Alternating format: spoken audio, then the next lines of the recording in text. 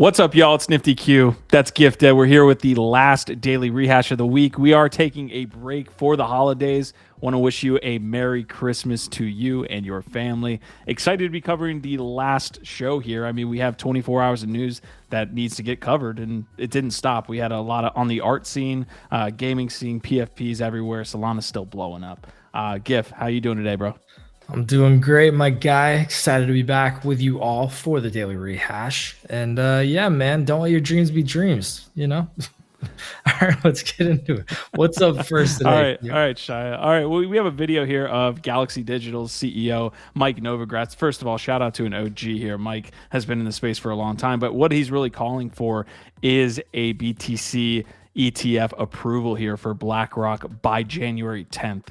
This is generally the case. Most people are thinking based on the changes that BlackRock made to their application, based on being in meetings with the SEC, that we are officially going to get an approval and that is going to kick off the next Bitcoin run. So if you're a bull, congratulations. This is potentially a great move for you.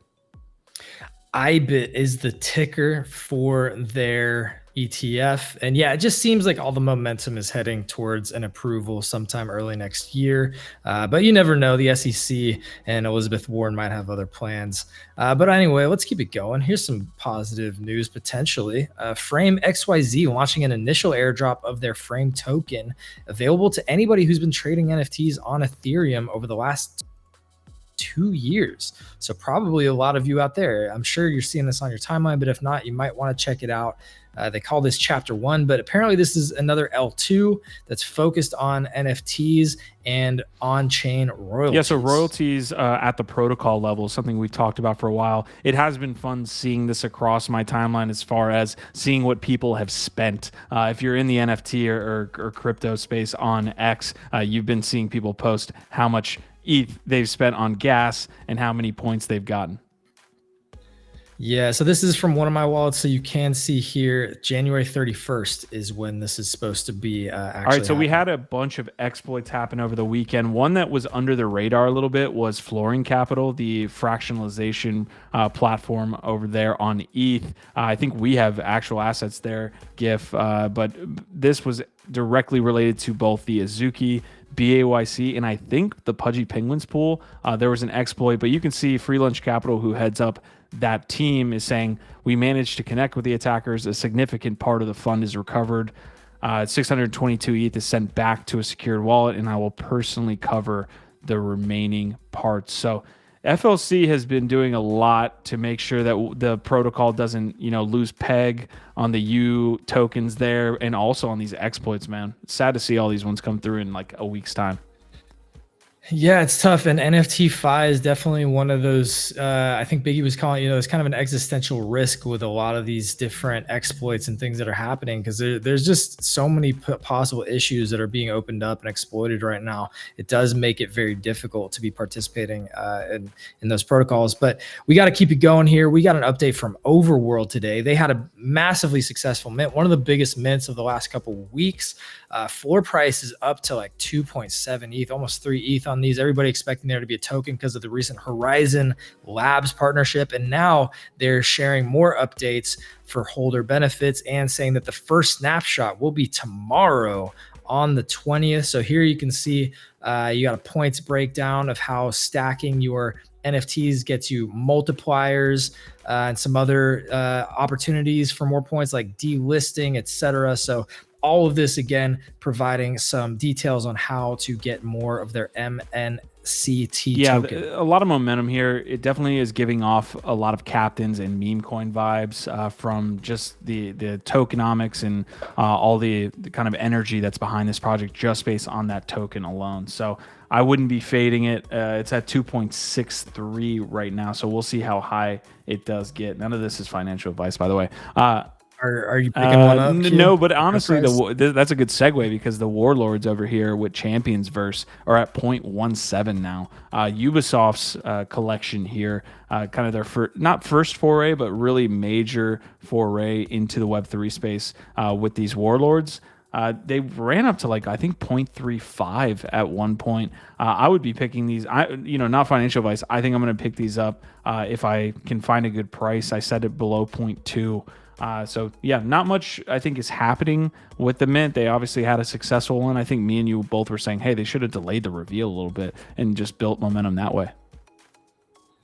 Yeah, but it seems to be working for them either way. Over 2 million on secondary volume already on a free mint. So clearly a lot of momentum and interest over there. And yeah, there will probably be similar to Zynga and Sugartown, a bunch of updates and opportunities for people that are holding those. So to your point, probably a good call, not financial advice. But hey, we got another cool update here from a popular wallet in the space, Phantom. You can see the video here.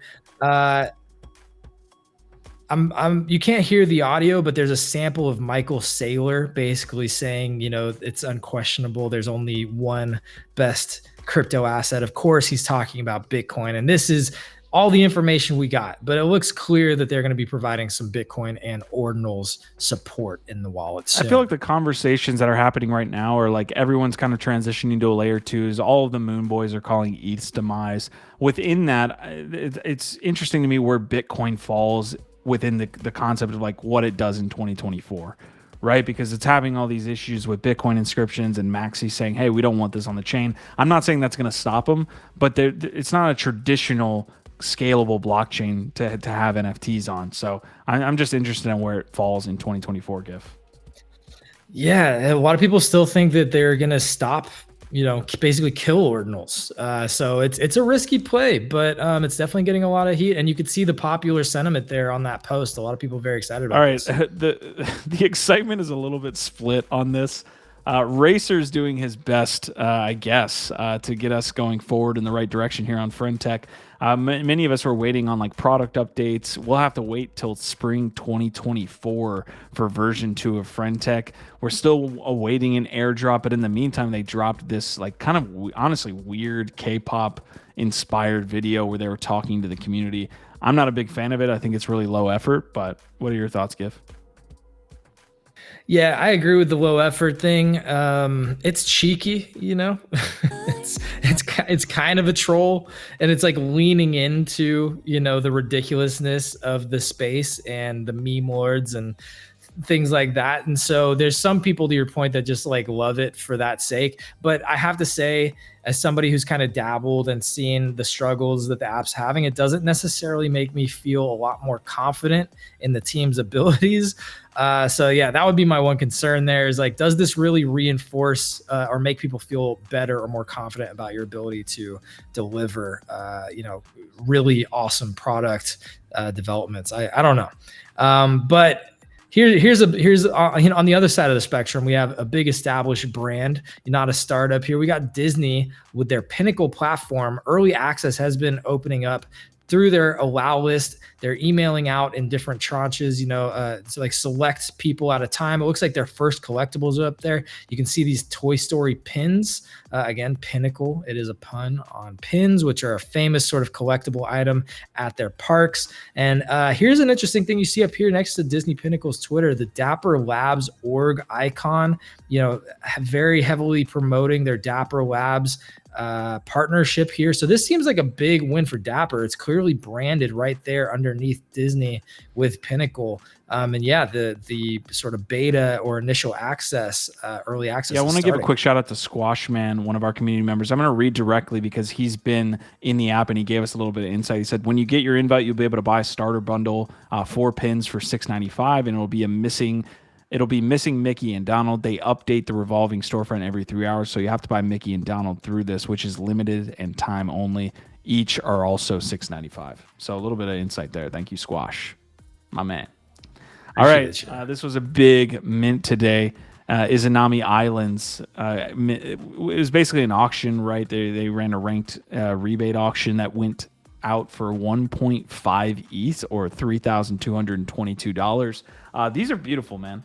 You can see the kind of ode to the wave, that old school Japanese inspired art. Yeah, Kamigawa, the wave Kamigawa. Yeah. And you can see there's an ode to that. And these were definitely well received by the community. You can see again, just fantastic art. Shout out to Mike Finch in our community who was able to pick up one. Also, I think they're at 3 ETH now. Yeah. Sheesh. Oh man, that would have been worth it, I guess. But yeah, it was around like 1.5 ETH, right? Wasn't that like the resting price? Yeah, I mean, they're beautiful, man. And it's interesting too, because again, it's like there are some projects on ETH doing very well while the rest of the, sort of existing projects aren't doing well. It's kind of like the new ETH projects that are catching that, novelty and getting that pump, but everything else is kind of, lacking right now. But yeah, that's a beautiful project, man. And all right, last story of the day here. Aavegotchi, the Gotchi gang, announcing major updates coming in 2024, including Ghost Staking 2.0, Aavegotchi gaming console releases, Gotchi chain, and much more. So you can see here a video with a bunch of this. Looks pretty cool, Q. There's a lot of different things happening in this video. Anything stick out to you? The Gotchi staking piece is dope, but I mean, they're creating really cool products. They're shipping as fast as they always have.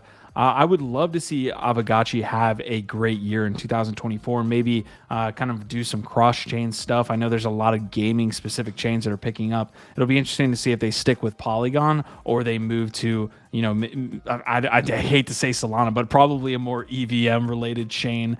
It would be interesting to see if they can pick up that energy. Right on, man. Well, yeah, we're fans. We're always rooting for the Gotchi gang. But yeah, that's it. That's the top 10 stories from the last last 24 hours or so. But yeah, we will be back next week, I believe. But this is the last one of this week. We're taking some time off, like you mentioned. Merry Christmas, our Vibe, our tribe.